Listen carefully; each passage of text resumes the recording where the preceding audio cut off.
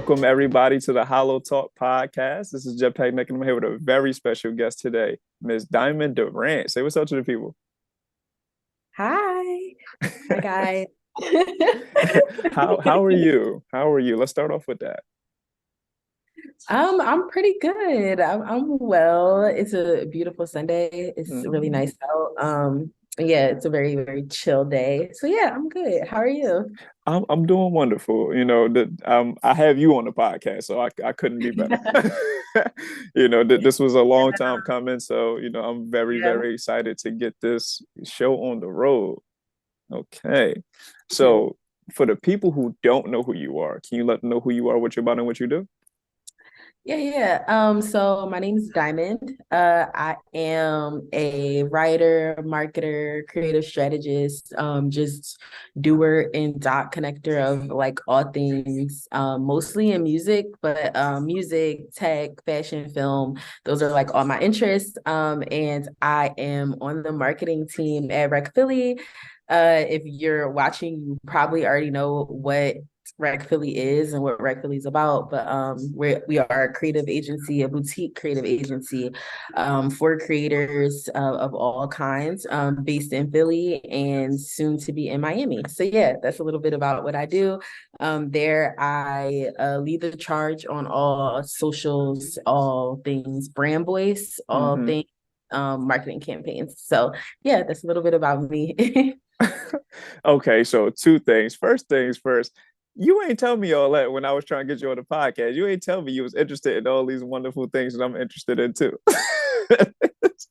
Yeah, honestly, I didn't know that you were interested in all that either. But Yeah. yeah, like I those are like my things that I love, and like yeah, music definitely is at the forefront, and it's like what most of my working experience is in. But yeah, I would love to like do a bunch of different things. I would love to see how they all intersect, specifically like film, music and film. Okay. All right. See, we about to take this on the road. Let's go. So I want to know about the music stuff because this is new to me. I didn't know that you were like super duper invested into music. So what about music are you invested in or interested in specifically? Really music marketing, but also like I would love to grow into music management one day. But yeah, like I love music marketing. That's what most of my experience is in the strategy behind like helping, especially independent artists, like Hmm. level up in their career. I really love like just innovative campaigns when it comes to artists putting their music out there. So yeah, that's really where it sits in music.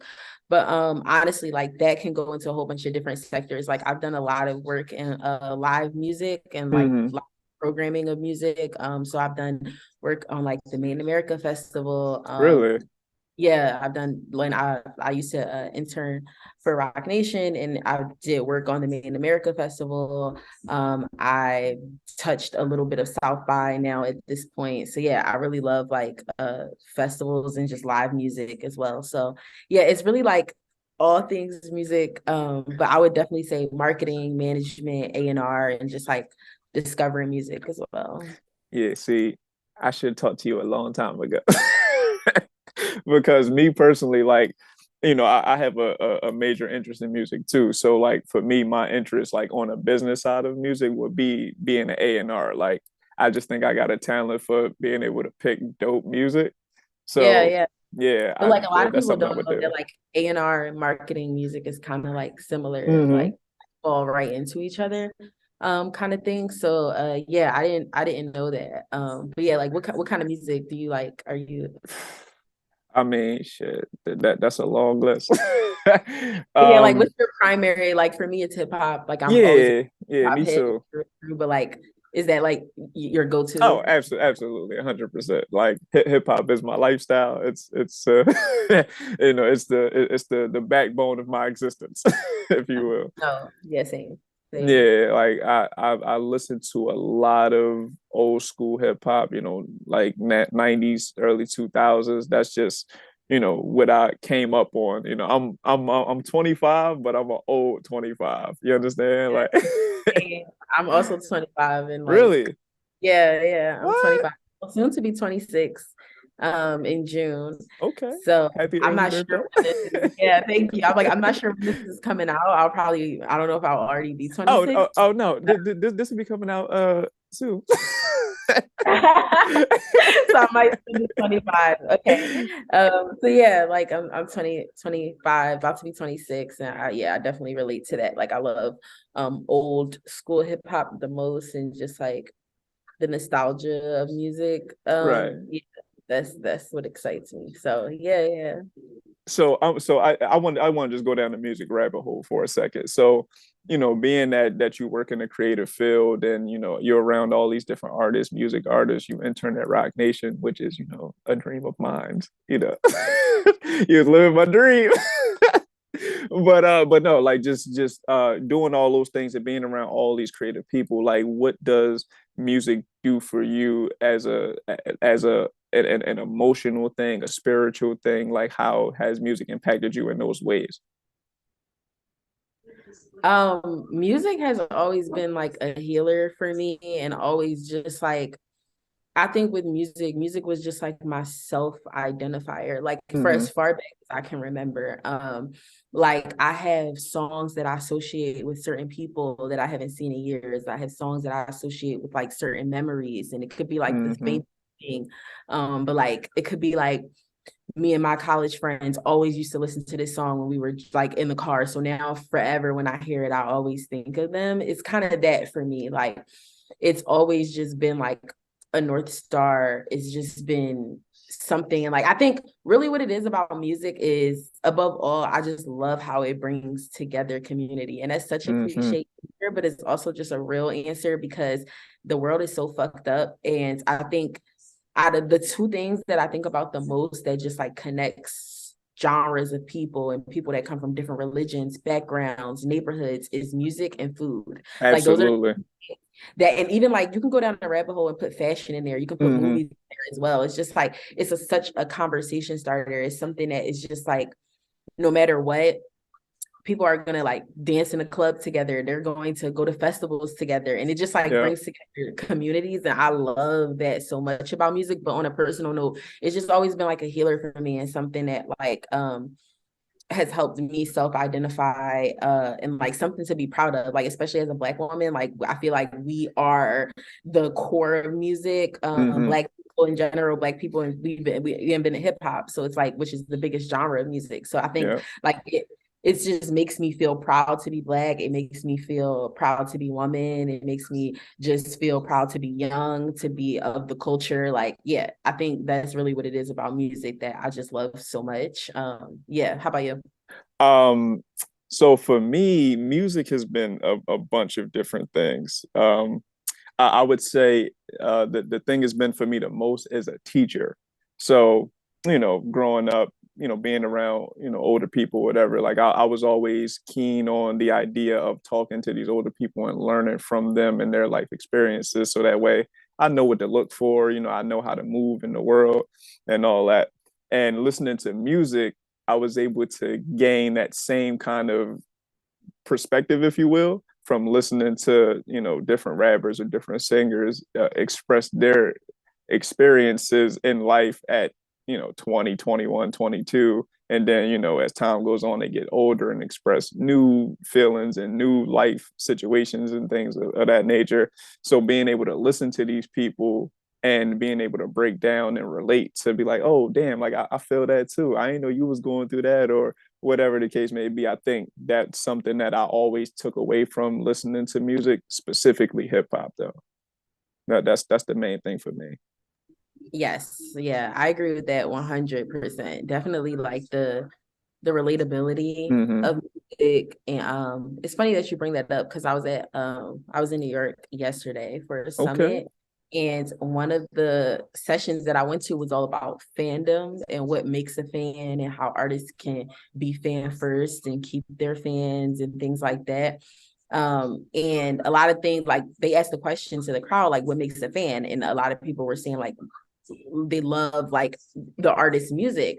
And one person said, like, no, it's not really just about loving the music, but also relating to the music. Like Mm-hmm. when you relate to the music and it applies to your life, and like this artist is saying exactly what you were going through, and is really speaking to you, I think you really become an even deeper fan of not even just that artist, but just like music in general, Yeah. because like you know that like it's a storytelling tool. Like it's a storytelling tool. So I think, yeah, that's very spot on what you said. No, and it's interesting that you even brought up that example because we was talking about my talking point. So one of my talking points pertains to exactly what you just said. So I'll just go ahead and ask the question. So doing the job that you do, how important is it to know how algorithms work for the social media and like how what a fan is versus the relationship building aspect of it? Like what's the balance, or is one more important than the other, relationship building or knowing what the numbers and algorithms is? Um, that's a great question. I actually really like that question. So I'll say this. And this is actually a quote that I kind of like coined from Lindsay from Mm-hmm. Revolt. Shouts out to Lindsay. Like, yeah, shout out to Lindsay. She's vice president of insights and strategy over at Revolt. And I think the quote goes like everything important isn't measurable and everything measurable isn't important. So that's kind of how I think when it comes to the algorithm and when it comes to like insights and things like that. I think that it is a balance. It's a balance of understanding your audience, understanding what they like, what they want, especially when it comes to social media. But then I Mm-hmm. think the other side of it is like with social media, you can get so caught up into like, I gotta post this many amount of times. I gotta do Mm-hmm. this. I gotta do that. Where it's like, personally, this is just me talking personally. I think that I'm way more focused on doing cool shit and doing cool shit that Mm-hmm. doing shit that resonates, doing shit that people want to share, not just because it makes them look cool, because it's actually cool. And that's what I think is more important to me. So definitely if it comes to like community building versus data and like, really when it comes to like quality versus quantity, Mm-hmm. I'm definitely more on the quality side. I'm more for like, I wouldn't care if we post it, like twice a week on socials, as long as like these posts are like really resonating. But obviously you want to be relevant to your audience. You Of obviously you course. want to be part of your audience. You want to cater to them in a way. So I think that there's definitely ways to do both. I think you see it a lot. Rec, we try to embody that. We definitely try to Y'all embody that. But do. Y'all yeah, definitely pull it off. we try to really be intentional about what we're posting, how we're posting it, what we're saying. But I think you see that in just a lot of like a lot of the big popular brands today as well. So yeah. Okay, and the reason I asked that question is because like I often think about just my experience doing creative things like the podcast, for instance, right? You see a bunch of people have podcasts and they have, similar kinds of conversations that may not have no kind of substance, but it gets the clicks, right? For me, I was always very intentional on talking to people who I found very, very interesting and who I thought could bring substance to this platform that I've created, which is why I'm talking to the Diamond Durant, and being that, I find that talking to these people and having real, genuine, in-depth conversations, it holds more of an impact, if you will, as far as just how these people feel about what I do on my platform and the experience that they had on my platform. And I think that shines through more than any number could even begin to tell. People listen to the pod and be like, damn, like these people really fuck with you, bro. Like, and they don't even know, like most of the people that I talk to, this be the first time I talk to them, or like one of the very few times that I've talked to them, or this be, y'all first time on a podcast and we sit here for 2-3 hours and talk about life like we've known each other for 15, 20 years.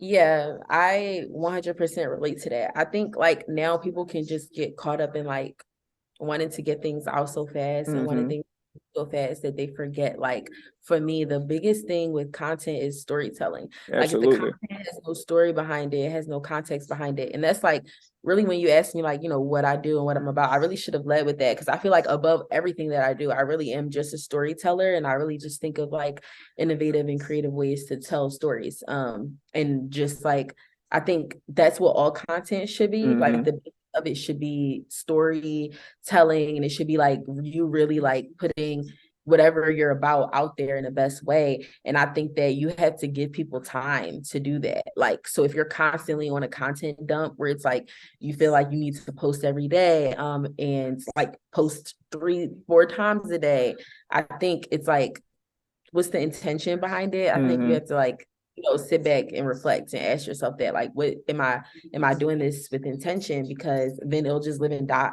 on the internet, and like nobody wants their content to live and die on the internet. So it's just No, like not at you all. want it, yeah, you want it to be impactful. So yeah, I think that's a good point.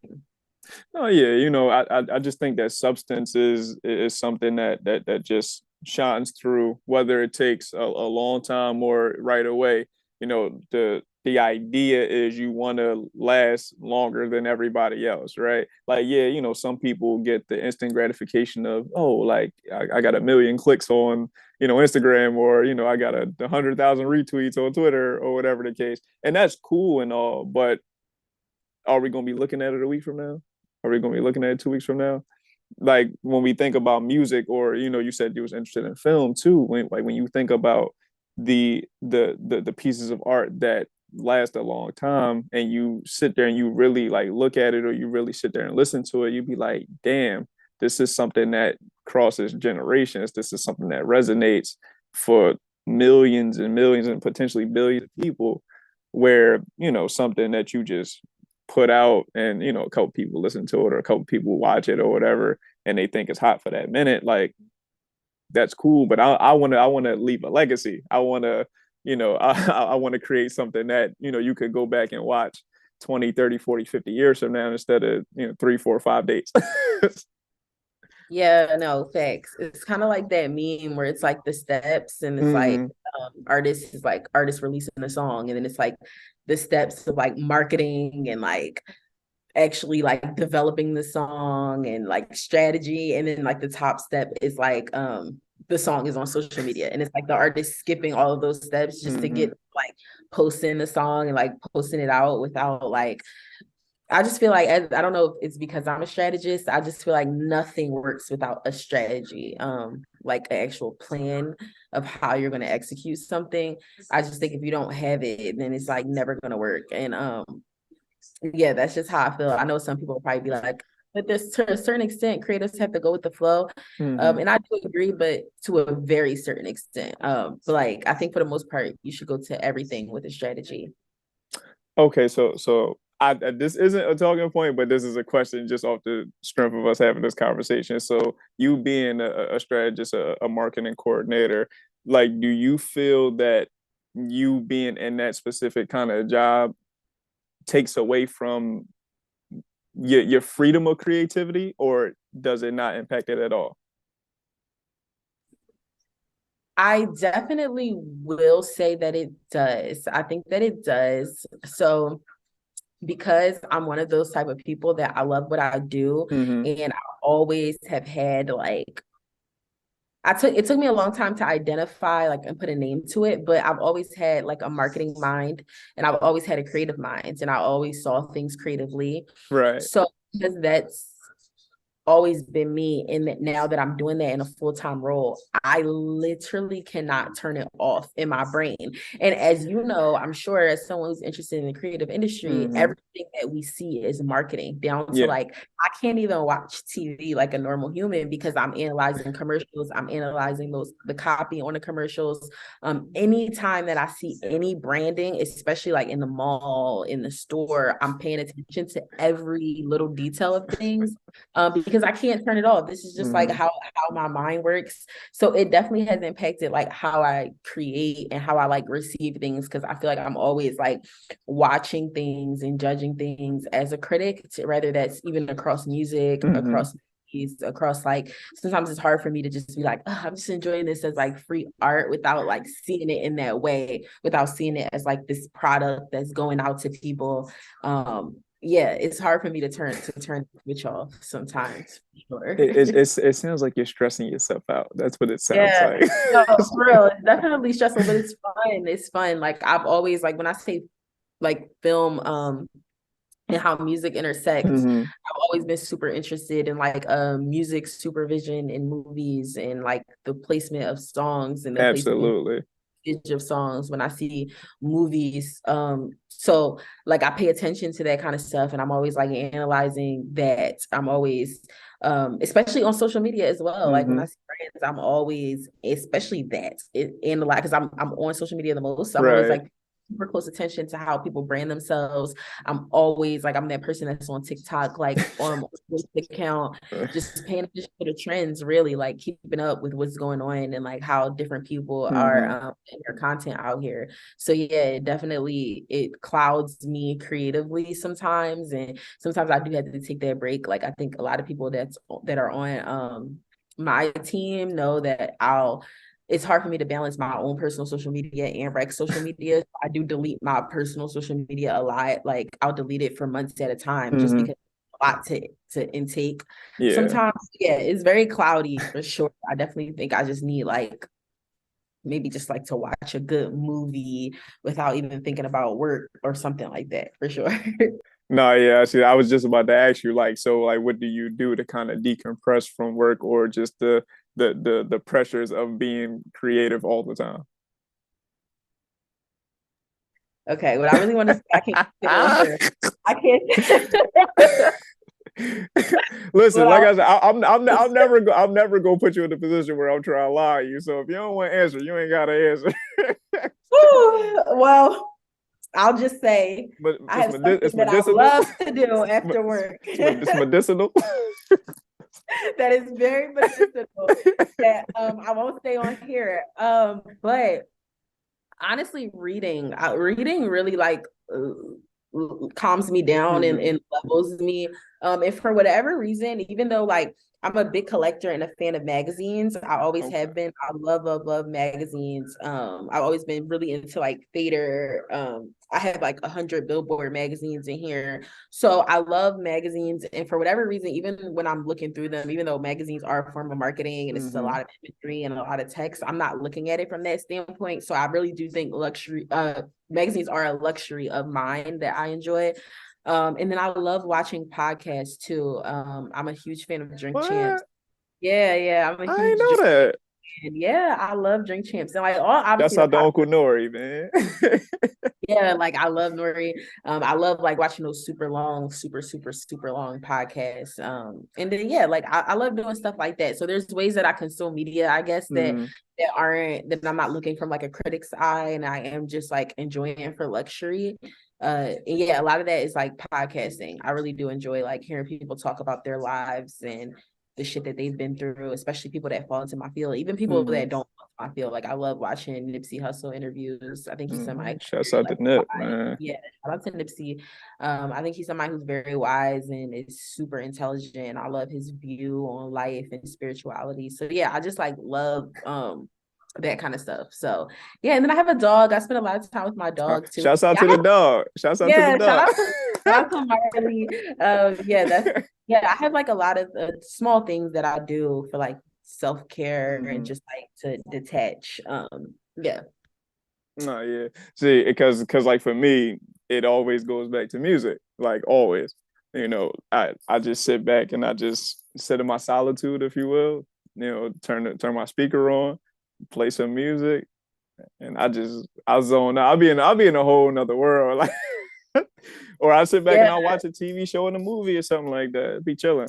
Yeah, no facts. Music is definitely like one of those ones that I don't even think about. That's definitely in there for me. I collect records and Me I have a too. record player. So like, yeah, like I'll put a vinyl on and I'll just chill. Like, so music is like one of those things I don't even include. It's just always in the background. Like Hmm. it's always happening. So, yeah, no, definitely relatable. Definitely relate to that 100%. What's the last vinyl you bought?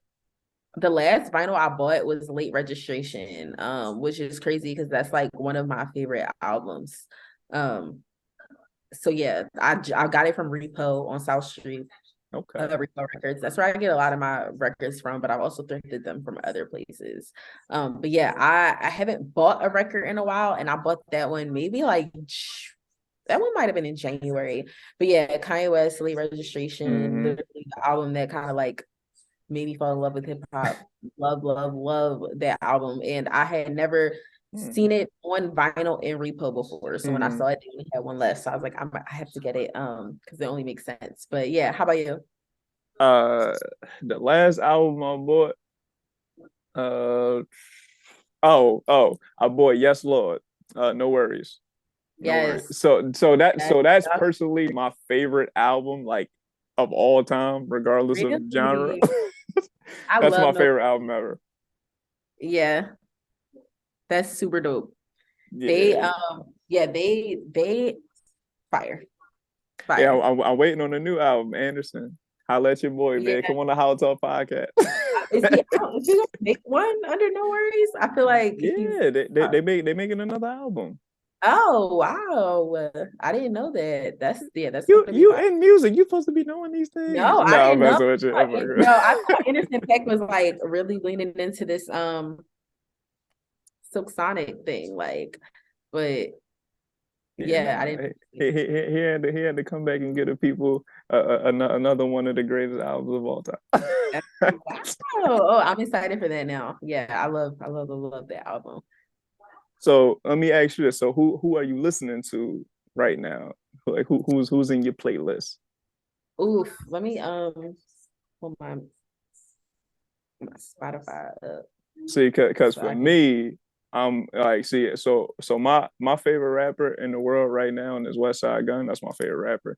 Hey, I'm trying to get West on the podcast. Come on, West, come holla at me, man.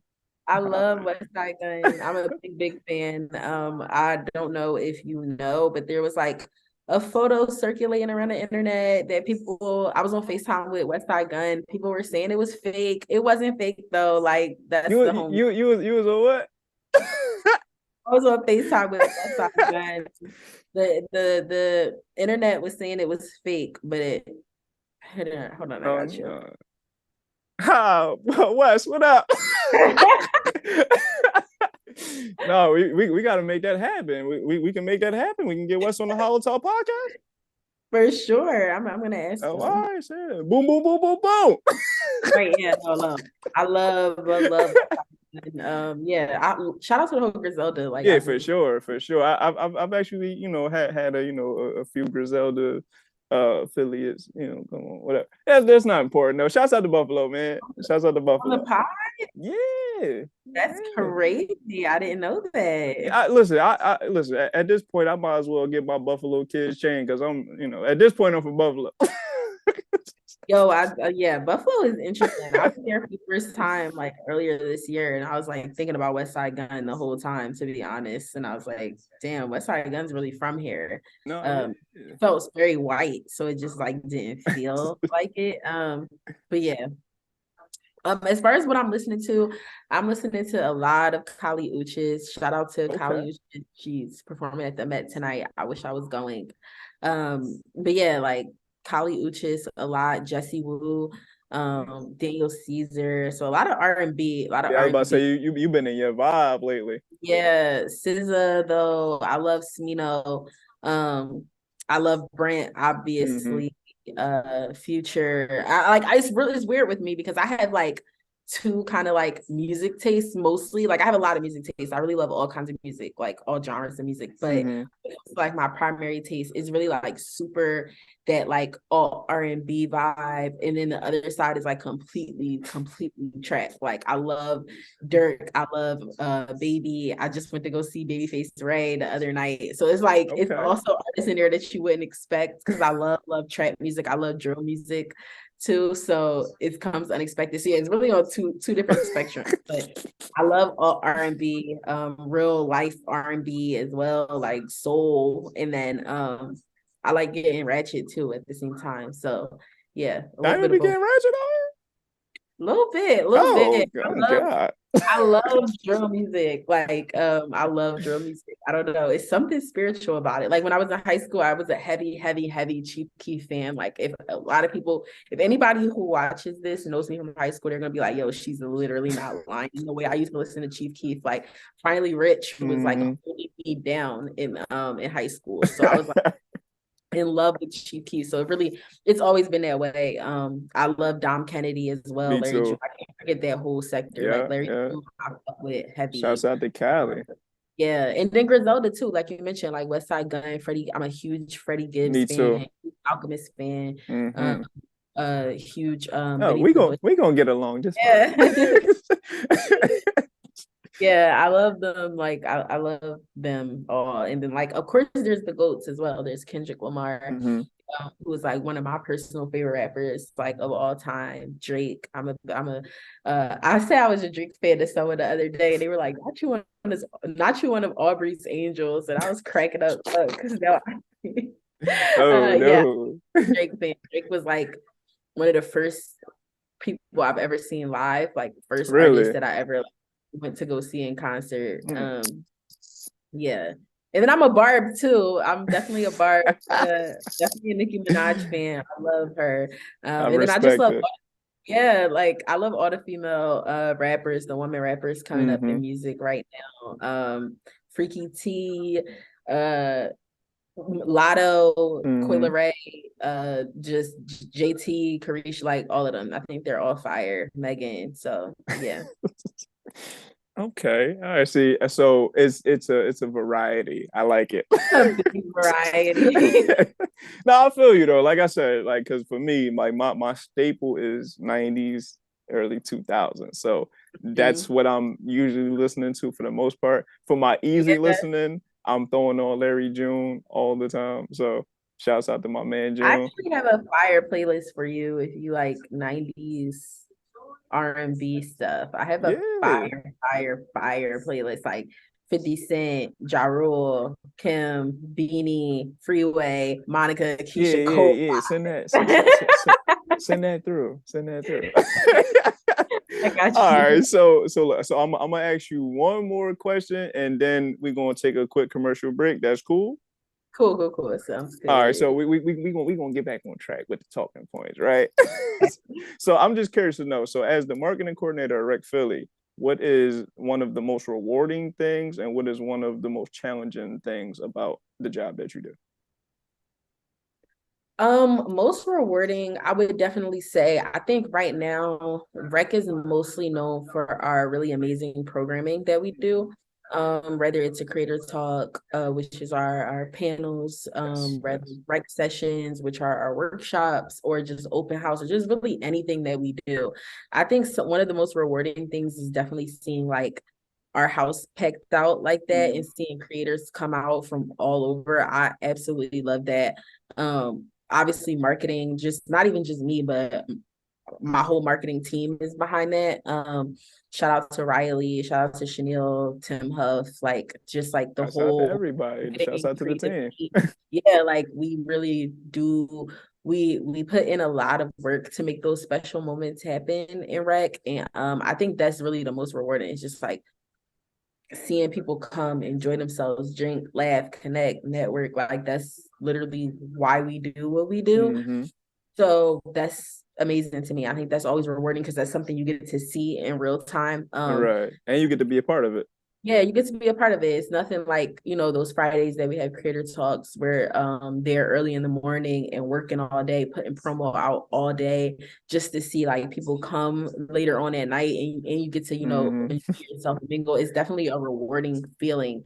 And then I would say the most challenging part is definitely Rec. We do a lot of things like where we do a lot. We have our hands in a lot, and I think we Mm-hmm. make look very good. We make them look fun. A lot of people are like a lot of people, they want to be involved with Rec, they want to work at Rec, they want to like do all of these things. And I think that what a lot of people don't see behind the scenes is just a lot of the really like hard work and sacrifices that the whole entire team makes because we do a lot and we Mm-hmm. want to keep doing more. That's the thing. Like we want to keep doing more. As you know, like we're about to, be in Miami and then Mm-hmm. like hopefully other cities after that. Not even hopefully manifesting No, that we will. you would definitely be in other cities. Yeah, for sure. So it's like crazy to think about because we want to do a lot. We want to keep serving creators. We want to make it creator friendly. We want to make it affordable for creators. We want to make it Mm-hmm. accessible for creators in like our community and the people that we love, and that takes a lot, like that people don't see. It takes just a lot. And then obviously like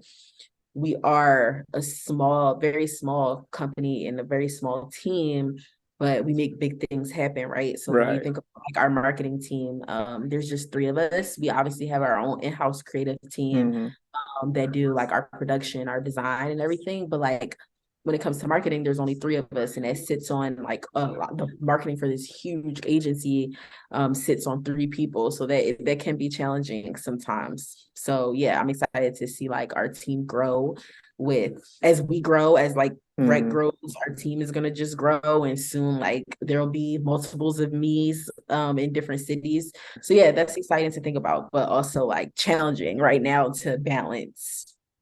Oh yeah, I mean, but y'all pull it off though. Well, like you said, because like I'm always at rec. The people know this if they listen to How Tough I Get. I'm always at rec, so I get to see a up close and personal experience of all the hard work that you all put in, and how it comes out and how it looks to us as the members or the guest or the patrons of Rec Philly, and y'all definitely go above and beyond to make sure that the experience is top notch and that we have an opportunity to create together and just network and be a part of community, like you mentioned earlier.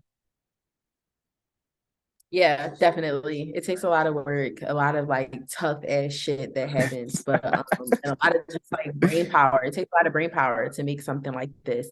But yeah, I believe in our founders. I believe in Will and Dave and like Mm-hmm. their vision. Shouts out to Will and Dave.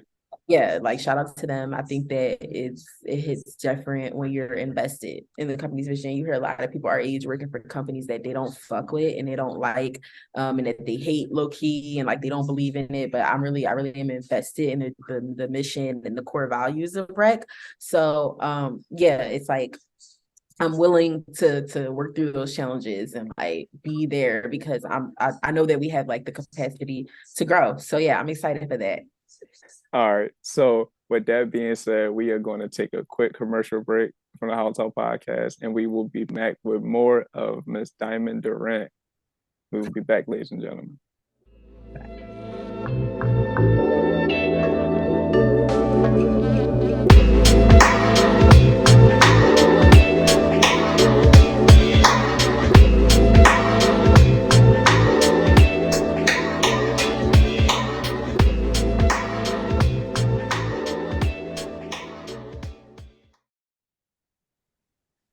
Welcome back, ladies and gentlemen, to the HolloTalk podcast with Jetpack Nick and Miss Diamond Durant.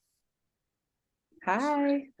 Okay, so we just gonna get right into it, right? So you kind of a big deal, if we keep it at $150, like you kind of a big deal, right? So I want to know, what is the biggest promotional or marketing campaign that you've worked on in your career? Yeah.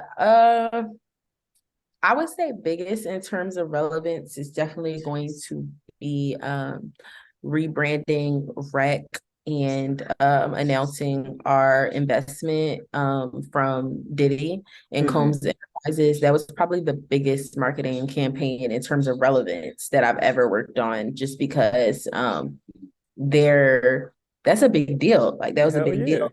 That was definitely one of the reasons that I was brought onto the team was gearing up for such a major switch, a major rebrand like that. And yeah, it was big. It was one of the biggest for a lot of reasons. One, because Mm-hmm. I had started at Rec. I was brand new. And it was like one of the like as soon as I came on, we were like hitting the ground running with the Mm-hmm. campaign. So yeah, I felt a lot of like pressure from that. I wanted to do well, and I think we did do well. And I think like one of the components that they wanted in this marketing campaign was definitely telling the story of Rec. Mm-hmm. Ninth and Dolphin, Warehouse to Ninth and Market, Center City, to just like a completely different, like multiple rooms for creators and a whole entire membership club. Like they really wanted to tell the story of how we got to a Rec Miami, a Mm-hmm. Diddy, all of that. So I think that's where I came into play, and I really enjoyed that. That was like the biggest like thing. When the news broke, we were on like the Shade Room and Spiritual Word and like all types of places. So it was crazy. And I felt like everybody was talking about it. We were like all in the news and stuff. So yeah, that was the biggest for sure. Yeah, that was the biggest. Okay. I mean, listen, see that this is why I love what I said. Diamond Durant's kind of a big deal, ladies and gentlemen. She's out here coordinating marketing campaigns with Diddy. Like, who does shit Low like that? key, yeah, low key, yeah. You know what I'm saying? Like, who you know what I'm saying? But see, this is the type of this is the type of people we bring on the HolloTalk podcast, ladies and gentlemen. Like, you know what I'm saying? My resume stacks up with the best. Brag, brag on No, it. no, that's really cool though. Like being that I do the podcast and I talk to so many different people who do so many cool things, like to hear other people talk about the other cool people that they deal with in their job is always fun for me to hear. And not for nothing, like not everybody can talk to people that be like, yeah, bro, like I did a marketing campaign for Diddy, like and Sean Combs Enterprise. Like, huh? What you did what now? Yeah, it sounds like I feel like as creators and like especially someone like me, I don't think about the things that I do and like Hmm. until people ask or like I talk about them out loud. But yeah, like saying it out loud is crazy because it doesn't feel like I've done anything crazy. But I feel like to be still at the infancy, because like I've been working in music now for a long time. Like a Hmm. lot of people know me and have known me for a long time. I think now it's weird because I think recently, especially being at Rec, I feel like a lot of people are like, "Oh, you're like new on the creative scene," or like, "I've never met you before." Hmm. Like people who know that I've been like literally working in music and like being close to artists for a long time pre-pandemic. Like I was about to throw my very first show. I was about to throw my very first show. I had a whole lineup. Tell us more. Tell us more. Yeah, like people are gonna be like, because it's such a throwback. It's such a throwback. So yeah, I had an idea to kind of start a creative agency of my own in 2000 when the pandemic happened, like probably 2019.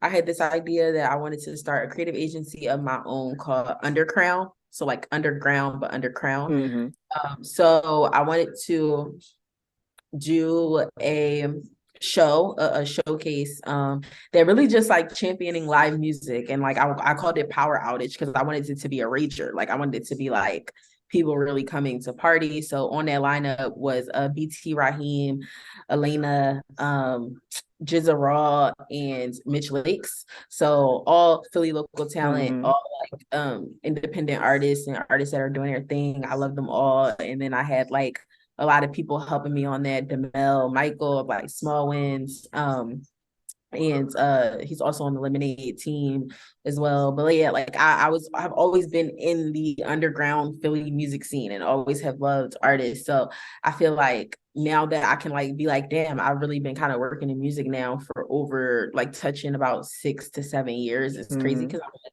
25. So, but it doesn't feel that way. Like, so when Right, I say right. it, it's crazy. So yeah. Okay. See, but again, like I said, my friends are cooler than yours. So. It's like no, no. So now, like, I'm actually curious to know. So, you're thriving in the space that you're in now. Being a marketing coordinator and creative strategist. But do you see yourself expanding out of that space, or do you want to achieve more in the world of marketing? Yeah, so I do see myself expanding out of the space, but also still always being connected to it and Hmm. always doing work in marketing. I hope that my role in marketing looks much different. Like if you were to talk to me this time next year, I want to transition out of like the digital marketing space in terms of like digital marketing is always going to be relevant, social media is always going to be important, and like your digital footprint is always going to matter when it comes to branding. But I just want to elevate. I want to do more like IRL marketing things. So like whether that be activations at festivals, big experiences, big moments. I want to level up into that. But yeah, like I said earlier, I also see myself doing management work. I would love to like one day have my own artist or even just like creator that any type of creator that I manage. I would love that. And just A&R too. I would love to discover artists and put artists on. And yeah, like I see myself doing a whole bunch of stuff. So definitely coming out of the marketing space and more into just like, I wouldn't even say coming out, I would just say like elevating it from Okay. just like the groundwork to being like more big things, big moments. Like I talked to you before, I would love to do music supervision for a Yeah. movie. So yeah, things like that for sure.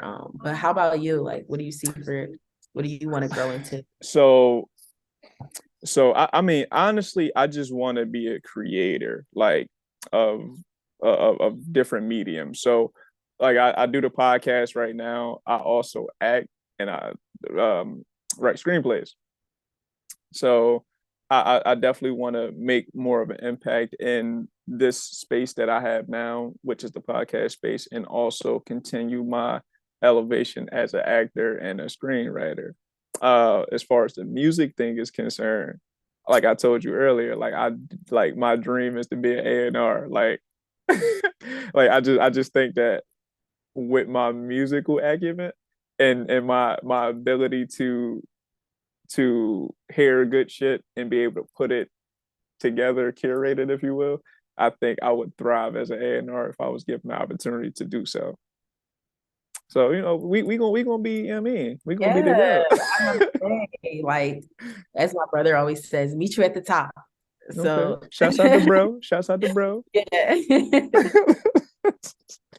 No, yeah, I mean, like I kind of just harken back to what you was talking about earlier. Like you can't really shut off the creative part of your brain, like especially if you work as a creative, like everything kind of just gives you a sense of, damn, like I want to create, or I want to figure out how this works or that works, or whatever the case may be. And being that most of my friends or most of the people that I'm close with are in creative spaces and in creative fields, there's absolutely no shutting this shit off of me. So I might as well embrace it and try to achieve as much as I possibly can in these spaces that I frequent.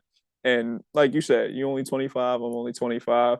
That's like sometimes we think that's old, but people would give to be 25 again. You know what I'm saying? So we got a lot of time, we got a lot of opportunity and a lot of space to continue to grow, not only creatively, professionally, or whatever in our careers, but also personally, and just be able to grow into the people that we aspired to become when we was kids. And like we're really making strides to do that. Like if you probably looked at yourself and you was like 10 years ago, Diamond, like I want to be an A&R. I want to, do all this cool shit that you've done now at the young age of 25. You would be like, damn, like that girl's my superhero for real. And same for me, like all the things that I've wanted to do, like, starring in a movie, which I've done, be a part of, another film doing behind the scenes work. I've done that recently. I have my own forum, my own podcast, and I'm able to talk to so many amazing people and build these relationships and have people that I can call close friends now that do all this cool shit. Like like I said, my girl Diamond, she did shit with Diddy, like you know what I'm saying? Like you Oh, feel I me? love that. No, I love that. That's super dope. Yeah, I think that like we don't like, I don't know. It felt when you're 25, it feels like you've already lived like seven different lives. Of So course. it you don't know, but that's also scary to think about. Like, because I feel like I work so hard now. So I'm just like, damn, I gotta pace myself because it's still so much life left to live. Mm-hmm.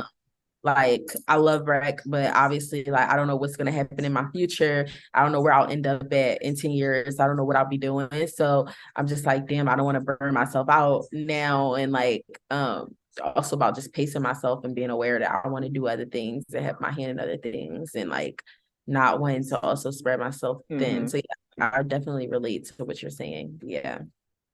No, yeah, but I mean, I think that goes hand in hand with what we talked about earlier, just being able to kind of decompress and take a step back and just like appreciate how far you've come. You know what I mean? Like being a creator, like at least in my experience being around creators and being a creator myself, like I was always, well, what's next? Like what's the next big thing that we could tackle, or who's the next big guest I could get on the podcast, or whatever the case may be, right?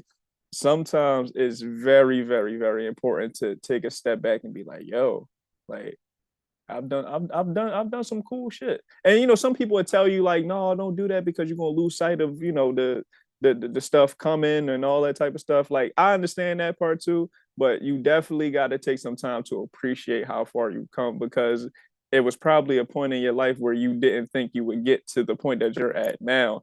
And now that we're at this point in our life, we also understand and know that we got so much more to do, so much more life to live, so many more goals to accomplish, so many more amazing people to meet and build relationships with, and so forth and so on. So you never want to get lost on that journey of, oh, I did this, I'm gonna keep on all gas no brakes, burn yourself out, and now you 30 35 and you like, I don't even want to do this shit no more. You didn't lost the love for it and all that type of stuff. So take some time to rest.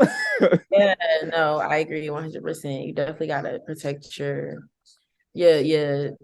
yourself, but also just like your peace. Because I Of think course. working in the industry, really any type of creative industry, right? There is music. I think something that's true across like the music industry, the film industry, and the fashion industry is like it will eat you up. Mm-hmm. Is not the like they're known to be like not the kindest industries. Like it's not an industry where people are gonna coddle you.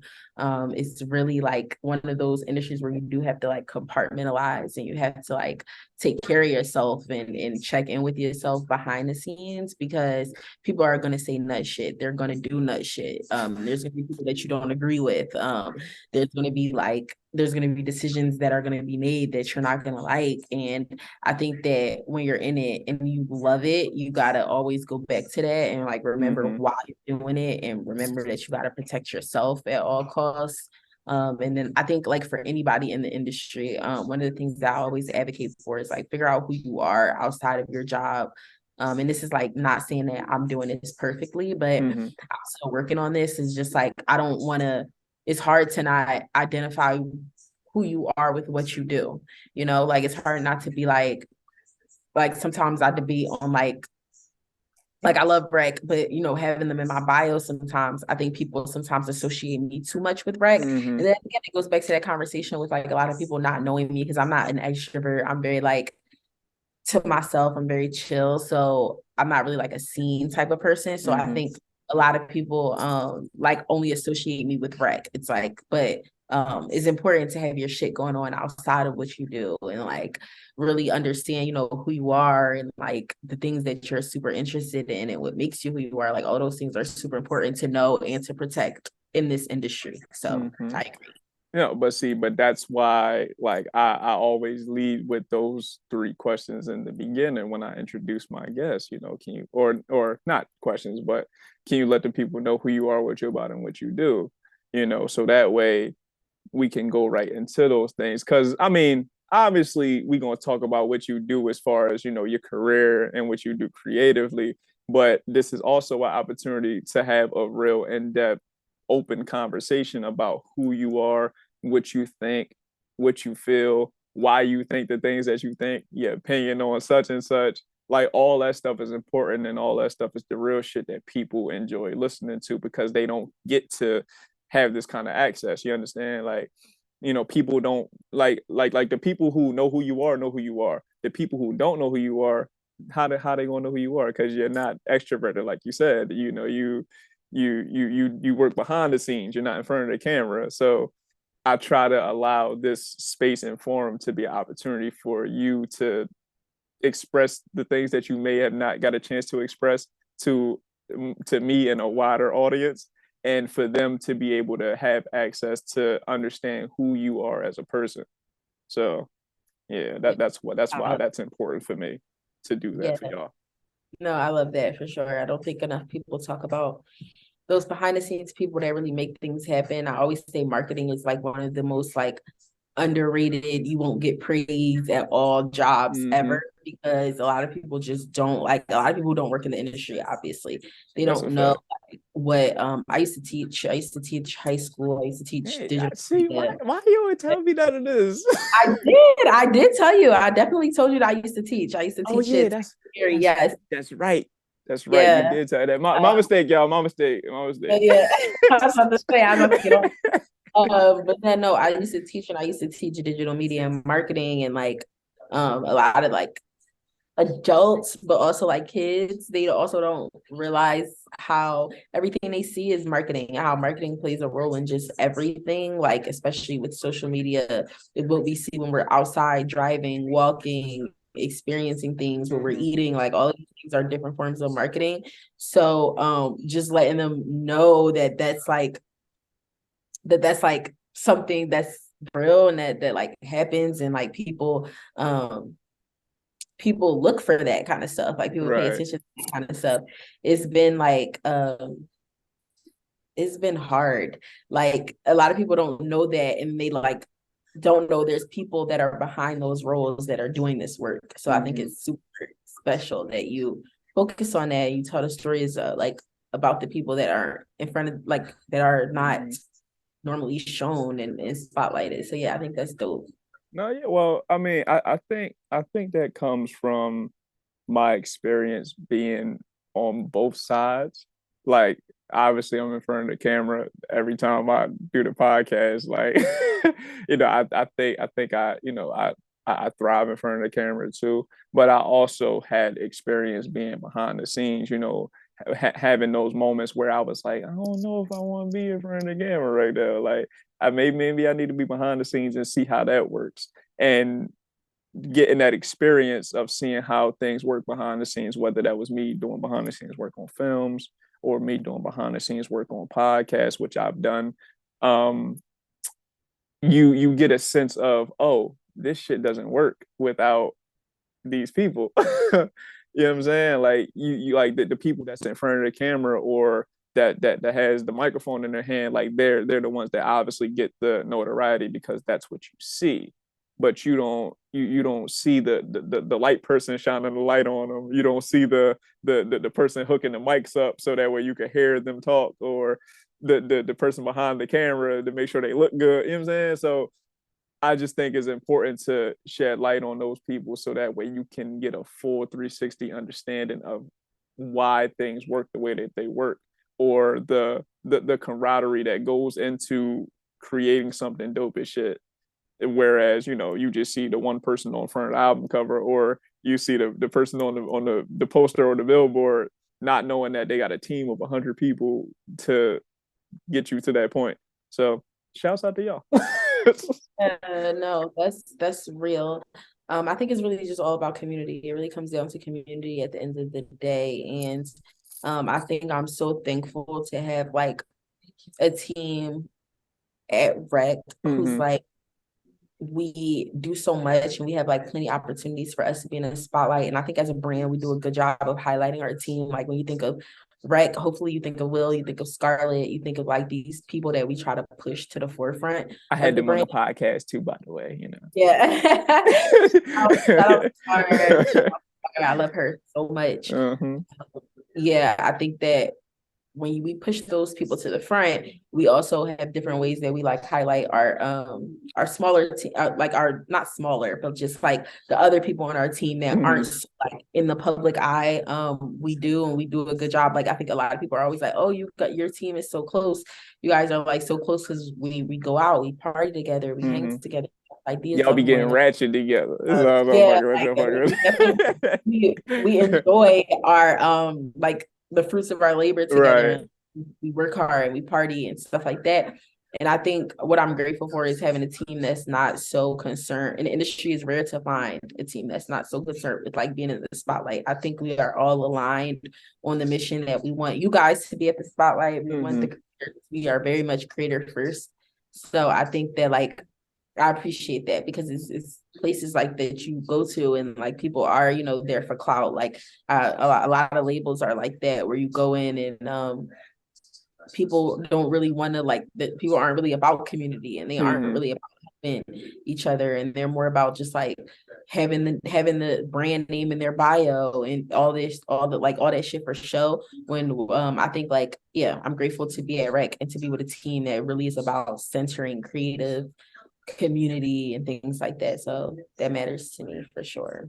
Okay, so you essentially answered my question that I was about to ask, but I'll ask it anyway, just in case you got some different answers, right?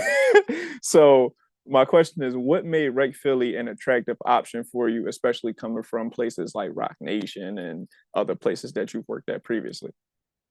Yeah, that's a good question. I came back to Philly while I was still like kind of like doing freelance work for, and I wouldn't even say freelance work. I was still doing like work for equity distribution, which is like a distribution department of Rock Nation. They're like Mm-hmm. their own. So shout out EQ and Christian Santini and like the whole team. But I was Okay, still doing shouts work out for to the team. them. Yeah, shout out to that team over there. They're great. Sweetness, if she's still there. Yeah, I enjoyed that. I knew I wanted to do something in music. And when I came back to Philly for a long time, as you know, like in Philly, we don't have a lot of music infrastructure Mm-hmm. here. So there's not really a lot of labels. There aren't really a lot of those places that are really like touching music. So Philly was not on my mind. It wasn't on my radar at all. But I was here and I was hunting for that. I was hunting to get back into music. And I wanted something like that I could work with artists. Mm-hmm. So while I was teaching, I would always like talk about that and talk about how like I really wanted to get back into music and stuff like that. So I have a really, really, really good friend. His name is JJ. He's also an amazing podcaster of the Okay. Winter's Culture. Shouts out to And JJ. yeah, shout out to JJ. He's a creative. He's really dope. And we're super close. And he used to teach at the school that I would teach at, and he actually sent me the job for Rec Philly. And when I saw it, I was like, okay, I'm gonna apply. For the longest, I kept it open on my computer because I wasn't sure. It was like something that was kind of like holding me back. I think one of the interview questions or the application questions was like, what is your personal mission statement? I really Mm-hmm. didn't know what to say to that. So it took me a while to think about it. And finally I came back to it and was like, let me just put in the application. So after like going through the interview process with Rec, what really made it an attractive option was just their mission. Number one, that was really it. Like that was really Mm-hmm. it that spoke me. And I think that their mission to like go from like that part-time creative and that person that like really really really wants to break into the industry to like actually being in the industry and doing the work that you say you want to do, like being that bridge really attracted me because I was literally that. Like I was literally teaching, even though I love teaching and I always like think that I'll come back to teaching one day because I Mm-hmm. really enjoyed it and it was very rewarding and amazing. But I knew that that's not what I wanted to do right then. And I knew I wanted to do something like that. So the fact that Rec was this place that was actually helping people like me, like Mm-hmm. these people that want to just be like, yo, like I hate my job. I don't want to do this. I want to create. I want to have fun. Like that attracted me. I loved that about Rec. And then literally when I like actually went in and saw the space, if you have not seen the space, recphilly.com/tour. This is me still marketing. But yeah, if you're listening to this and you haven't seen the space and you don't know what I'm talking about, go see it for yourself in real life. But when I went in the space to interview, I was like immediately sold. Mm-hmm. If you've ever been in rec or you remember, like if you have been to rec and you remember your first time going in there as far as our Yes. like district location, you know, it's a breathtaking moment to see just like I remember walking past and people just creating in collab rooms and people just, you know, like powwowing and co-working, and it was really just like an amazing place to be in. The energy felt right. I'm big on energy. And then yeah, like a big part of that, like the third thing I would say is the team for sure. Getting to meet people even before like doing all of that. I think that was the biggest thing with me. It's like I wanted more of a team. I wanted a community. And like not even to get sentimental, but at that specific time before I started at Rec, I literally was like asking the universe. I was like, yo, I want a good job. I want a Mm-hmm. job that I love and I'm happy with, and I want friends. And Right. I a new group of for like friends that I can relate to and that are like aligned with the same shit that I like and like all of that kind of stuff. I had friends, but we just had different interests. So I really wanted to be like more in the creative scene, and I wanted friends from that scene, and I wanted to know Yeah. what we're talking about. I wanted to be tapped in, and I just think it was divine timing that I got both. I got two in one. And I got like a job with an amazing team that ended up being like friends to me outside of work. Mm-hmm. So yeah, I think that's really what made Rec attractive. It's just like we really are one of one. We have like in my mind, we have no competitors. We don't Talk that we don't talk. Talk that talk. yeah, we don't have any like we are just this one of one thing. And again, going back to what I said earlier, I'm chatting a little bit, but you know how when you're No, like you invested good. in a mission, like I was Mm-hmm. invested like the moment that I heard like what Rec was about, I was super invested and I knew it could work.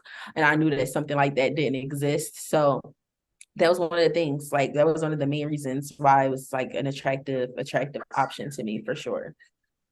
Okay. So don't ever feel bad about talking. This we're on a podcast to talk. So chat it up. Second thing, Rec Philly. Y'all got any more of them jobs? I'm screaming. I don't know. I don't think we're hiring for anything that you might be interested in right now. I think we're hiring more on like the business side, business development, all of those kind of things, and less on the creative side right now. Hmm. But you will be. This is for everybody, like literally, especially if you just so happen to be listening to this in Miami. But we are about to expand like shit. We are going to be looking for amazing people, amazing creative people, people who are down to work in a team and want to work for like a dope company for sure. Like all of that stuff is coming. Like the thing about expansion and expanding is that, once you do it one time, the Hmm. other times after that are very like it's very fast, like so it's Right. just take us just a little bit of time to get the formula and to replicate how we open up a new space. And my dream is that, or our dream is that we are in a bunch of spaces soon, and like one day soon. So like there will be Rec jobs. Rec gonna have plenty of jobs for people as we expand. But yeah, I would say if you're interested in like working with Rec, definitely recphilly.com/team. I think is the definitely where I would keep looking. And right now we're looking for summer interns. So if you are a college student and you're just looking for more experience, it is paid, but not paid that much. Hmm. But we do pay you, get paid. But yeah, if you're interested in getting industry experience in like marketing, creative, community, business and development, yeah, we're definitely looking for that right now. But I will keep you updated if we have any like good full-time roles that I feel like you would be a good fit for sure. All right. So look, right. So we got a couple minutes left, right? I got one more talking point. So I'm gonna ask you this talking point, but if we run over, then you know what I'm saying. So we talked on the record, right? And you made it a point to be like, make sure you do your research if you want the Diamond Durant on your podcast. so Yeah, I did not say it so like I, that. I I did I not say it did like my that. research, Diamond. I did my research. So just to be clear, I'm going to ask a question just to make sure it's correct information, right? So you were a multimedia journalism and global com major, right, in college? Okay, Yes, so I was. okay, all right. So my information checks out. Okay. Okay. Yes, I So was. okay. So with that being said, right, do you see yourself creating a platform for yourself to discuss topics that you feel are important and to you and what you do?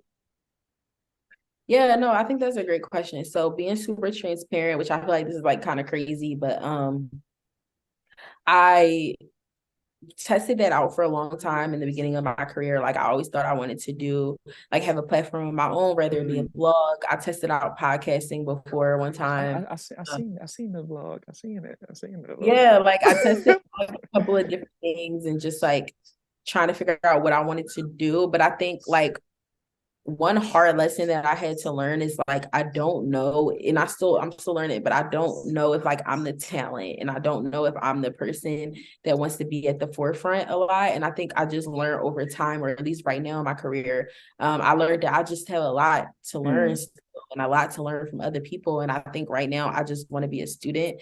So I haven't even like thought about creating a platform of my own for a long time, but I used to like just even with the show that I was mentioning earlier that I wanted to do pre-pandemic, it had got canceled because of the pandemic. It was mm-hmm. literally for like a March 27th Right. of 2020. And it got canceled. It was supposed to be a Kung Fu necktie.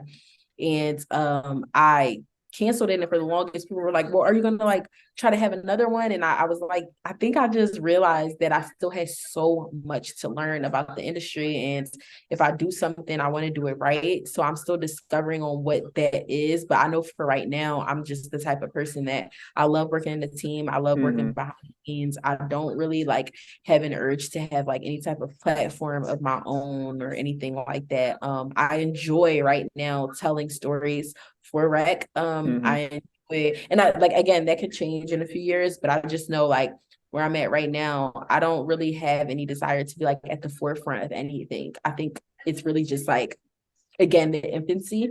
Mm-hmm. I'm just at the very, very beginning of my career. So I think I'm a student. I'm soaking everything up. I'm learning everything that I can.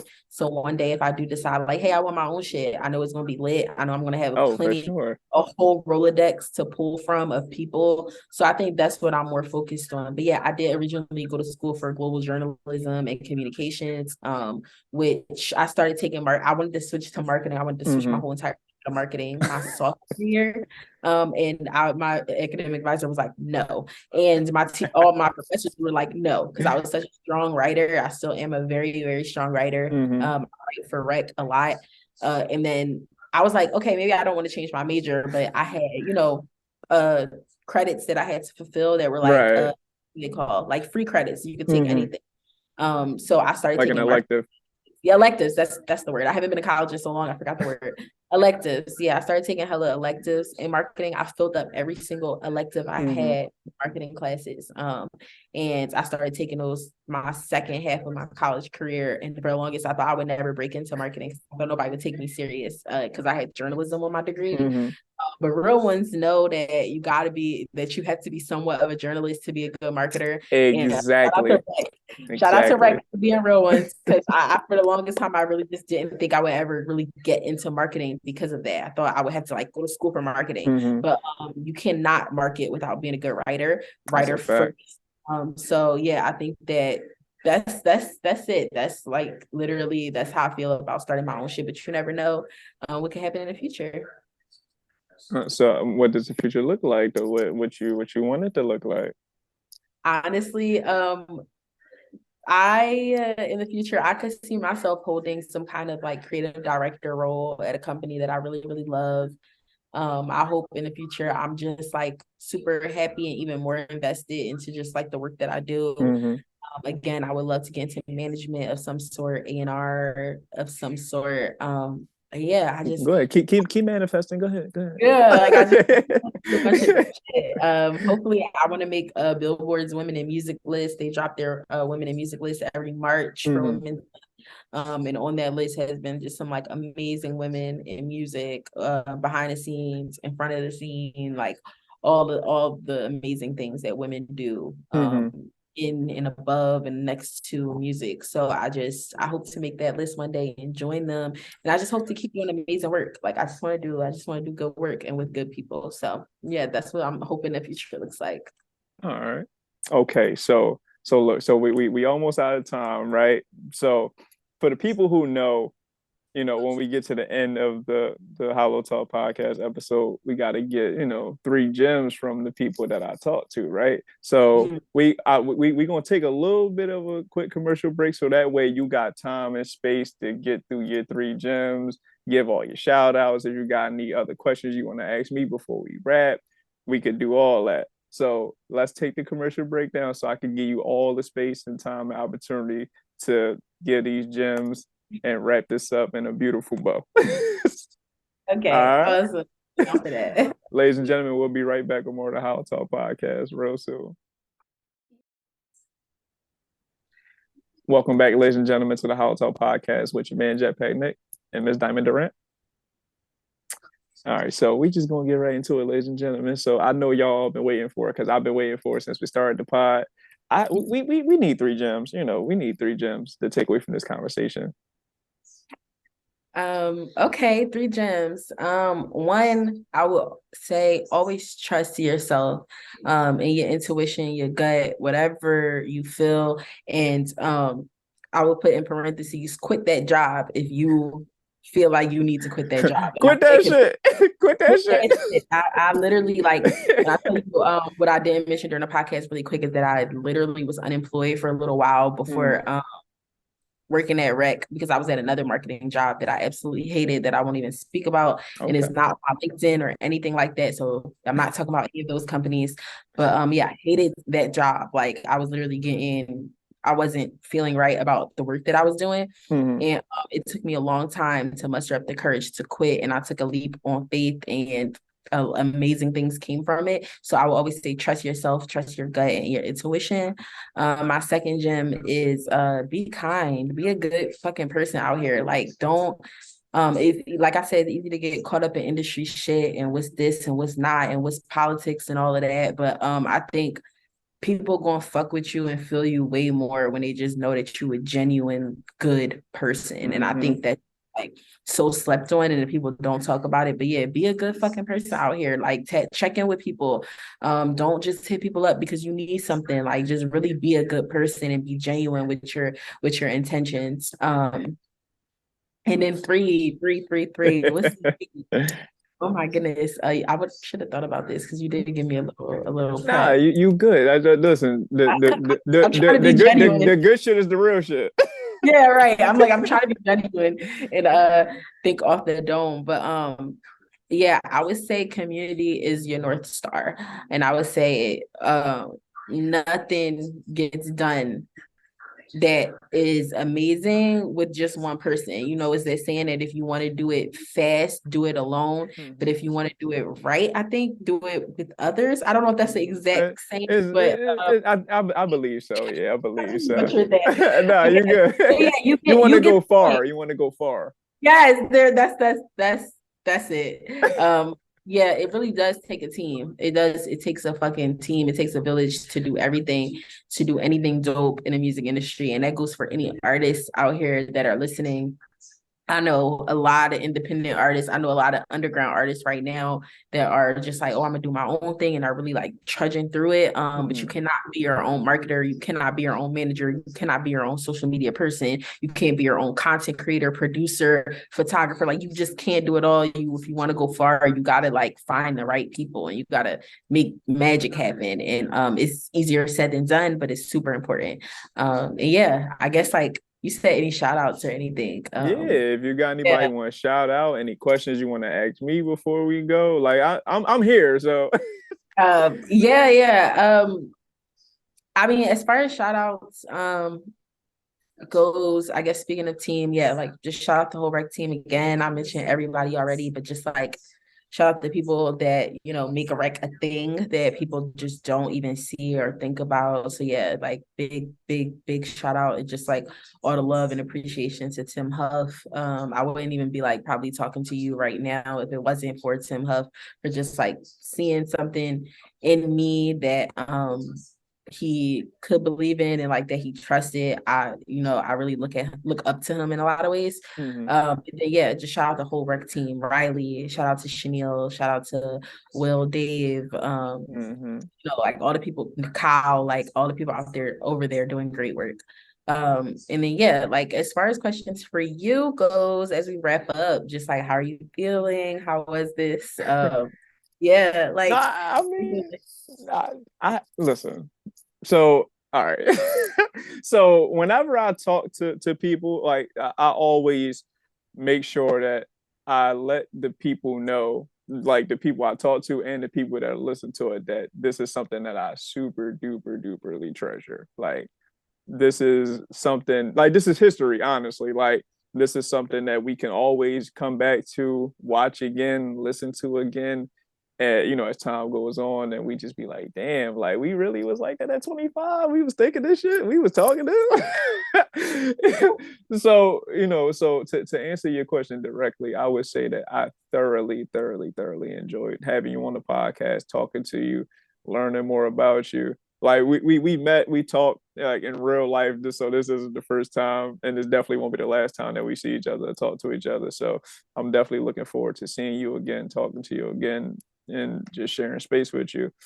Um, I hope the people enjoy this conversation that we had, and I need them to firmly, firmly understand that Diamond Durant is the epitome of greatness.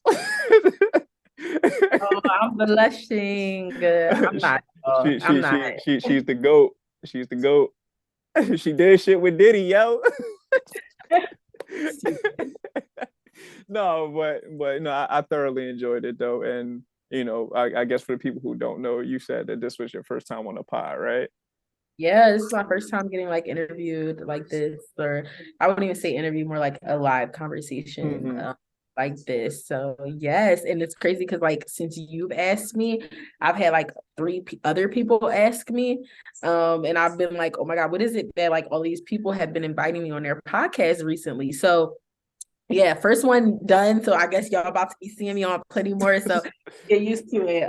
They probably like, oh my God, she talks so slow. Yeah, I do talk slow. I do talk slow, and I will always probably talk slow.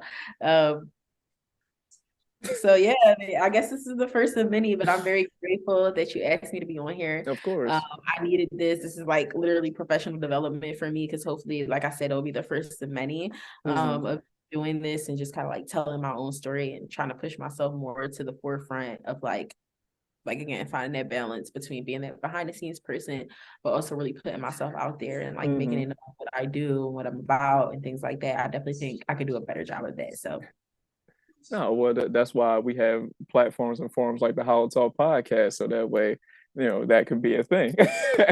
but no, not for nothing though. Like I definitely think that this confirmed what I thought when I asked you to be on the podcast. I think that when I had met you, I was like, she seems interested. I don't know if she does, but she seems interested. And then I had asked you to be on the pod, you agreed, and like it took a little minute, busy schedules and everything, but here we are now making it do what it do. And I think that this episode and me talking to you confirmed what I'd seen when I seen you, and was like, oh, she's dope as shit. I need to talk to her on the podcast. And now that I talked to you on the podcast and I got to learn more about you and who you are and what you do and what you're about, all it did was confirm what I seen in the beginning. So shouts out to you I for love being it. dope as shit. Oh, thank you, literally thank you for having me. I feel super Absolutely. honored. I absolutely loved this, and yeah, like I enjoyed so much. Yeah, Diamond A Durant on Oh all yeah, yeah. social. Drop your socials. Yeah, yeah. Yeah, Diamond A Durant on all socials, literally LinkedIn, Apple Music, Instagram, Twitter, like all of that stuff is just the same, which is spelled regular. I'm sure you'll have like my name up here and stuff, but yeah, just Diamond A Mm-hmm. Durant. Um, but yeah, y'all need to follow me. Please connect with me if you watch this. DM me and like we can like have a conversation and stuff like that. But yeah, I really enjoyed this. Thank you so much. Absolutely. No, you said Apple Music. You got some music out? No, I meant like you know how you can find someone on Apple Music and like follow this is Apple Music. Yeah, if you like are into that, because I like to follow my friends on Apple Music to see what they're listening to and like watch their playlists and stuff. So All yeah. right. I was about to say you got album out, you got EP out. Nope.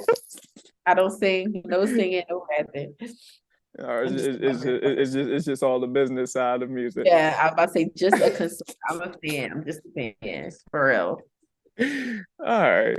Um, I mean, I don't really have anything else. I asked all my questions. I don't know if you got more questions than what you had already asked. I'll ask one more time just to be sure.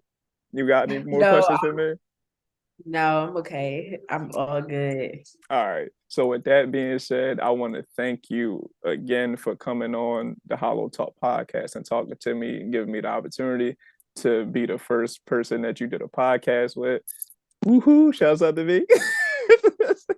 Well, shouts out to you too for instilling that trust in me to bring you on my platform and have an open-ended conversation about who you are, what you're about, and what you do.